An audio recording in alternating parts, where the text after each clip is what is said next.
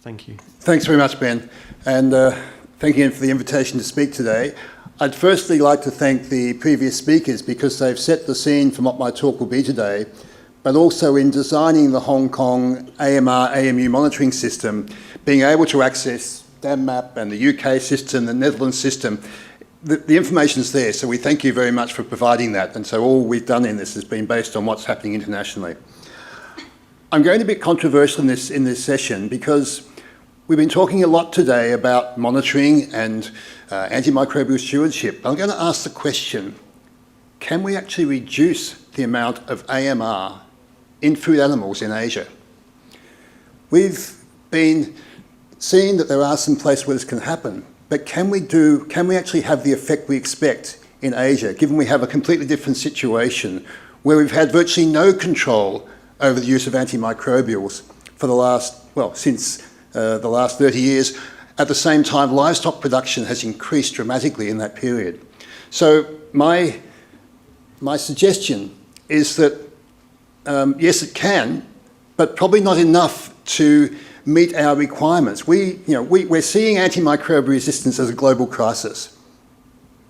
But if we can't reduce the resistance very much from the actions we're taking, we're not achieving our goal.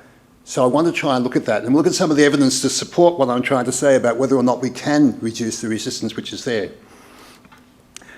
I want to use some lessons from a previous global health crisis, in this case the avian influenza, moving from Asia and going into Europe, and the attention that was focused on that in 2006 and beyond. And I want to finish by considering some alternatives. What else can we do beyond what we're saying already? And I want to point out, monitoring is fantastic. We've all got to have a monitoring program. We've got to have stewardship. All these things are important. But we know we've got a problem already. We're not addressing that problem very well at this stage. What I'm not going to address today is the contribution, the specific contribution of livestock or food animals to antimicrobial resistance. I'm basically saying, well, we want to get our house in order. So we want to do what we can do to make sure that the livestock sector and the fisheries sector is not producing a problem for anybody else. So again, will antimicrobial resistance and other activities reduce resistance? There's some very good examples, and we've seen some already from Denmark about where this has happened.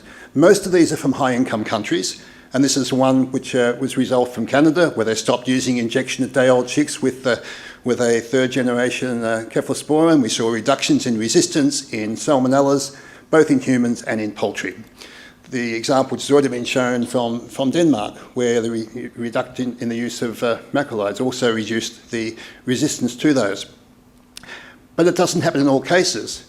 So what we're going to find is resistance may still be present to many of the antimicrobials, even in places with good controls. And again, we've seen some examples already. I suspect we're more likely to reduce resistance to the newer antimicrobials, so your quinolones, the ones which haven't been used as much. But I'm still not sure that's going to happen as well in Asia. We're going to see selection pressures in farms will continue. We're not going to see antimicrobials not being used in farms. That's going to continue. And we're having the situation where we may have co-selection. We have the situation where some of these genes are co-located on a plasmid, and so if you use one antimicrobial, you may select for resistance to others. You have the situation where you may be using disinfectants, could also co-select. Heavy metals can co-select. So we have all these factors, and these are all being used. As we improve our biosecurity, we tend to use more disinfectants. And what happens is initially there's a general sense that when an organism develops resistance, it does have a reduced fitness. But over time that changes. And some of these bacteria, once they've established resistance, have compensatory mechanisms that mean they're no longer less fit than their non-resistant counterpart, which means they can persist. And this is an important thing. And we don't yet know whether this is the case for some of the resistance characteristics in organisms in Asia. And of course, what we're doing, and Dr. Chen showed before from his slide, we're starting from a much larger base in terms of the amount of resistance which is present in Asia. So what I expect will happen, and I think that stewardship is going to basically help us to, what I say, draw a line in the sand and stop things from getting worse. but they're already pretty bad. So we need to look at other options. So just going through some of the information from other countries. This again is taken from DAMMAP, and you can see the resistance here to the older antimicrobials over a time where good practices are in place, but we're not seeing very much change. We're seeing straight lines for the resistance to the older antimicrobials in farm animals. Now, we've got down here, we don't have much resistance to other drugs, which is great, but the resistance is not disappearing. So these organisms don't have a fitness cost, or there's still selection pressures happening for those organisms. And that's what's going to happen in farming. You will keep those selection pressures happening. We can see the same thing for the Netherlands, where they've reduced the amount of antimicrobial being used dramatically at this point here. But resistance patterns didn't actually drop off that much. This has actually been updated in a recent document from the Netherlands, and you can see that there is a degree of continuation of falling down here in broilers, but not so much in the pig industry. And what we've seen with our initial work with AMs in Hong Kong is that there's not very much use of AMs in the chicken industry. Most farms are not using antimicrobials. But when we look at the resistance patterns of the organisms, the resistance is still there. Now, this is a one-off snapshot. We haven't looked at this over a long time to see what happens. But my fear is that it's going to take some time, if at all, for these changes to occur. Again, we saw this slide before about the proportion of fully susceptible E. coli and how in pigs and broilers there's still a significant number which are resistant to at least one antimicrobial. The same thing is seen in the information from the Netherlands as well. So these bottom ones in blue, these ones down here and here are the ones which are completely susceptible to all antimicrobials. Now, if you look at examples elsewhere, and I'm going to use an example from China because that's where we have the best data. And I suspect if we did this for other Asian countries, we would see a similar situation.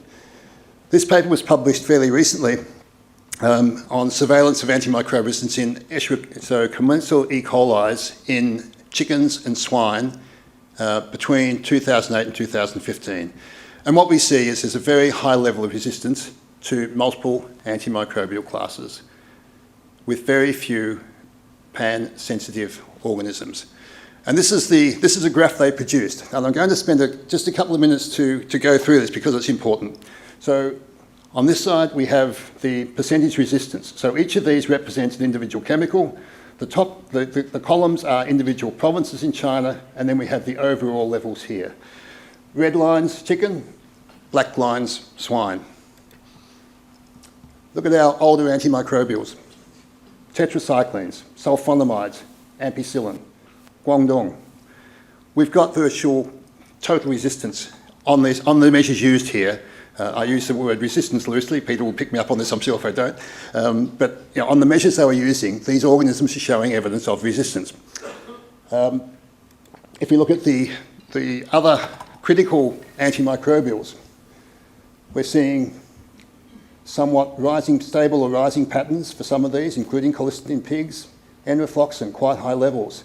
This can vary from province to province. We look at chickens here with ceftiofur in Shandong province and gentamicin. So we've got considerable levels of resistance to these antimicrobials already. My question is, how reversible will that be, especially in an environment where we expect that we are still going to be having to use these antimicrobials? These are commensals. The general sense is when you're dealing with pathogens, the resistance levels tend to be high as well. So if you've got diseases involving E. coli in pigs, these drugs are not basically going to be of much use to you in terms of treatment, which means you're going to have to go to the drugs which are available to them, for which there is some degree of resistance, which means we may not have alternatives at this stage, apart from trying to control these diseases in the animals. Fluorphenicol, you can see we've had an increased use of fluorphenicol in the region, and concurrently we're seeing an increase in the resistance to that, which can also co-select for resistance to chloramphenicol. The only one we see a reduction apparently is in amoxicillin clavulanic acid. I don't know the reason for that. Now, I've been involved in this region for over 20 years, and I've been heavily involved in the control and management of avian influenza. Has been what I've been doing for most of my professional life now. And we haven't actually taken on board many of the lessons that should have been learnt about from avian influenza when we're dealing with this, because this was another global crisis. In 2006, the virus moved out of Asia and into Europe, into Africa, into the Middle East. This was elevated to another global problem. The United Nations recognised was a problem. There were lots of publications about it pointing out this was a global challenge, and also the pandemic threat that came with it. We had massive mobilisation of resources for this. That's one side issue before I go on. You'll also notice that we've got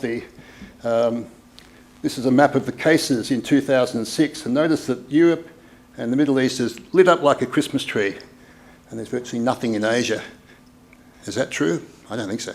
That reflects that we have differences in the reporting which is happening at this time, which we also see when we're talking about antimicrobial resistance as well.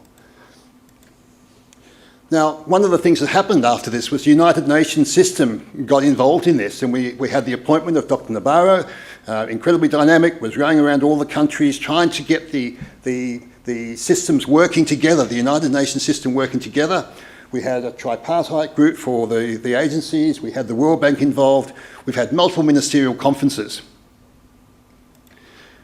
Kofi Annan, the Secretary General of the UN, made that statement at the top, which I'm not going to read, but this was elevated to a level similar to what we're seeing today with AMR.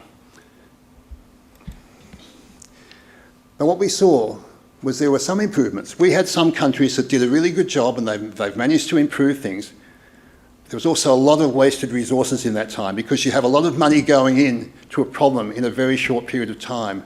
And as a result, you don't necessarily get the money being well spent. So we've got to be careful we don't fall into that trap as well. We talked about the pandemic of action plans. It's true. Every country had to do an action plan. I wrote 3 of them in various countries, or was involved in that process. The countries become, especially countries which have limited veterinary services, their goal then is to get the action plan, to get the international agencies off their back. It doesn't necessarily mean they're going to follow through with all the actions, because they don't have time. They're doing action plans for AMR, they're doing action plans for rabies, they're doing action plans for influenza, and so it goes, One Health action plans. So they keep on having to do these things, but we're not seeing how these action plans are being put into practice. And often they don't have the resources to put these things into practice. And so if you look at what's happened with avian influenza over the last 10 years, since the 2006 crisis, and this paper just came out from recently, it's still there. It's still, in these places where the virus is endemic, we didn't get rid of it. We've had progress in, we've contained it. There's a lot of countries now where we've got better control, but it hasn't gone away. And I think the expectation at the time was we would be able to get rid of this virus in some quarters. There was certainly some focus on the wrong areas. There was a massive focus on compensation in places where, even with compensation, people were not going to report the virus. There was this sense that some people thought that you would be able to eliminate this virus from low and middle income countries with very complex poultry sectors and very poor passive surveillance systems. We've had lots and lots of communication activities, and the awareness was raised to a high level. So if you went out and talked to people, did they know about avian influenza? Yes, they did. But this is from a market that I've been working on in a Southeast Asian country. These are birds being slaughtered and washed in that water. No one's wearing any protective clothing. The customers are still buying these birds. Everyone's happy. But, communication doesn't necessarily change behaviour, and we've got to look at what can be done. There's got to be some incentive or motive for people to change their behaviour. If I'm a farmer who's got some sick pigs, I've got 2 choices. I can either let those pigs die, or I can treat them. If I'm very poor, I'm not going to do the former. My third option is to sell them, which I might also do, but if they're baby pigs, I can't do that either. So I'm going to treat those pigs, and I'm going to use what I've got which is available. And of course, we don't have the veterinary services to support people in many of these places. The other thing we've got to be aware of is that the funding for avian influenza was fantastic. We did a lot with that money in terms of improving veterinary services. But donors get tired, and donors want to see results, and they get onto something else. So again, really important that we strike while the iron's hot and try and get the most we can out of the money which we will get as a result of the attention to AMR. Now, one of the things we did a few years into the avian influenza activity was to construct a document on why did we have endemic infection with avian influenza viruses. And there were three main factors, and two of them were the very complex, poorly biosecure production and marketing chains across the region. If you have poor biosecurity, then you have more disease, which means you have more need for treatment. That hasn't changed. We've had some improvements, but not much. We've got inadequate veterinary services. There's weak enforcement capacity. And there have been some incremental changes over the last 10, 15 years. But we're still not there. That most of your low-income countries and middle-income countries still need more resource in their veterinary services. It means if we're trying to do things like prescriptions for animals or antimicrobial stewardship, you don't have the people there. You're often dealing with a village animal health worker who may have 3 months training, and perhaps he might have, but he's also trying to make money by selling drugs. That's how he makes his living. But the other thing we pointed out in this document was we weren't going to solve this endemicity problem, so we needed to start looking at other alternatives. One of the things we said at the time, we've got to be putting more resources into human universal vaccines for influenza. Given the avian influenza problem is not going to go away, we need to be looking at alternative ways of basically addressing this problem. Okay, so we talked about biosecurity. Can we improve it? Yes, we can. This is a farm in one of the Southeast Asian countries, which is, in terms of production, would not be out of place in other countries, where everything is done in a very biosecure manner. The birds are all housed inside controlled environment. There's no entry and exit onto this farm. Everything gets washed coming in and out. But this is the top few percent of farms. You've still got large numbers of other farms which cannot achieve these sorts of levels of biosecurity. There's a huge demand for poultry meat and pig meat in this region. And if I'm a small farmer producing chickens, I might be growing those chickens for only 25 to 30 days. I will have an avenue to sell my sick chickens if something goes wrong. So I don't have big incentives for biosecurity. I also don't have much money, so I can't afford to invest amounts into biosecurity. And often there's a very, very small profit margin on these, which makes it very difficult to do. So there are limits to what we can achieve in terms of improving biosecurity. That's not to say we shouldn't keep doing it. We should. But we have to be realistic about what we can achieve across this region in the next few years. It comes down to costs and benefits. If a farmer doesn't see the benefit in investing in biosecurity, he won't do it. We talk about vaccines. That's been one of the big pushes across this, not for AMR, but for other diseases. And yeah, they will. But we have a huge range of diseases in this region, and for many of these, they're complicated by antigenic variation.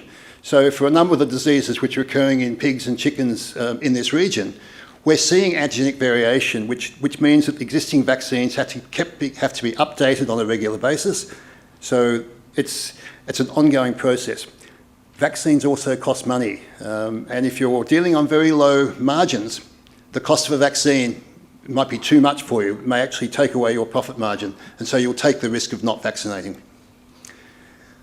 This is a slide from somewhere in Asia. In this slide, we've got, this is our scale here of 200 metres, and I have 1, 2, 3, 4 chicken farms, all within that sort of distance. Now, they might be individually biosecure, but as a group, we're going to get transmission of disease between those farms. So, and this is quite common across the region. And often it's not just large commercial farms. You'll have a combination of large commercial farms with smaller farms and even backyard birds or pigs in the same environment, which again makes improving biosecurity very difficult. We haven't planned our livestock sector. It's just grown organically, or inorganically perhaps is a better word. So what are our expectations? What do we want to achieve? And essentially, we want livestock farming to make a minimal contribution to both the environmental and human AMR. So we don't want livestock to be putting out resistant organisms. We don't want livestock putting out antimicrobials into the environment, and we certainly don't want animals producing bacteria or genes which then can possibly transmit to humans. This is going to look like criticism. It's not. This report came out as one of the reports from the tripartite group. The title is Monitoring Progress on Addressing Antimicrobial Resistance. But if you look in that book, you're not going to see that it actually looks at the plans which have been developed and in fact whether the plans have been developed and also things on legislation. But it doesn't actually assess anything about what these plans will achieve or even if they're being adopted. So we've got a bit of a gap here between what's there.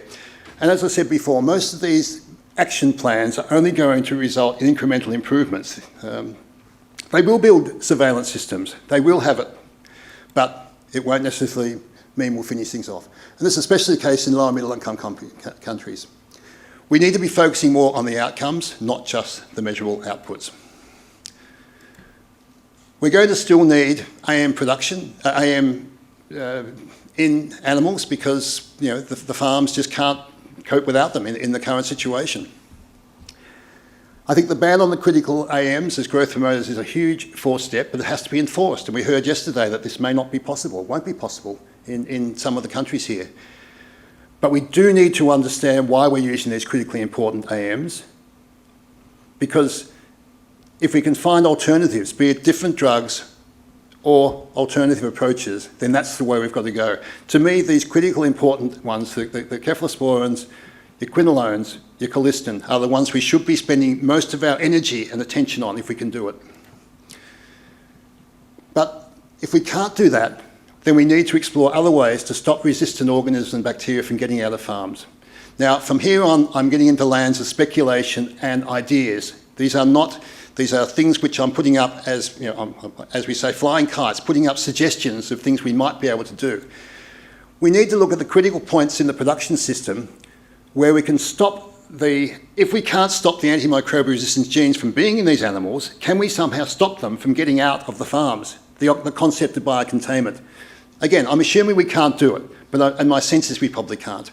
So my two things I'm looking at are animals leaving farms and livestock waste. Can we somehow outcompete those resistant bacteria in the period just before going to slaughter? So you somehow give something, I don't know what it is, that changes that population of bacteria in that animal. It's got to be safe, can't involve antimicrobials, but we're learning more and more about microbiota and things like, I'm not suggesting we do fecal transplants, but we need to start thinking about some of these issues. Livestock waste, we've heard some about this yesterday. Again, just examples, the possibility of heating up pig waste so it becomes a biochar which can then be used as a safe fertiliser, and the possibility it might actually reduce the levels of genes and bacteria in there. And also the possibilities of filtration if you can get something which is cost effective. But of course, everything we look at has to be a cost effective measure. But government can have a role to play here. If government is interested in these issues, then it can look at some of these things to see whether it's worth doing. So briefly, my conclusions. Antimicrobial stewardship is important, as too is looking at how disease occur and ways to stop them from occurring.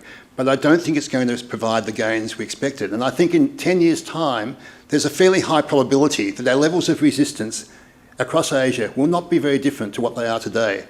We might hopefully see some improvements on the critically important antimicrobials if we get people not using them. That would be more likely to happen in the richer countries. So my sense is we need to look at options, other options, and identify ways that these organisms can be contained if we can't eliminate them.